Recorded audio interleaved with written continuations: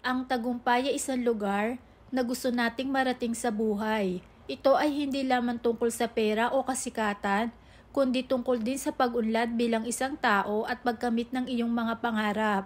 Ang tagumpay ay ang pagmamahal sa sarili at iba, ang pagkakaroon ng positibong pananaw, pagtitiwala sa sarili, at pagkakaroon ng malasakit sa iba ay mahalagang mga haligi ng tagumpay. Sa pamamagitan ng pagbibigay ng pagkalinga at tulong sa iba, ikaw ay mabibigyan ng kasiyahan at kahulugan sa buhay. Ang pagtitiyaga at determinasyon ay mahalagang katangian sa pag-abot ng tagumpay. Ang biyaheng papuntang tagumpay ay hindi madali. Marami mga hamon at pagsubok na darating. Ngunit sa pamamagitan ng pagiging matyaga at hindi sumusuko, makakayanan mong harapin ang mga ito at mapagtatagumpayan mo ang iyong mga layunin.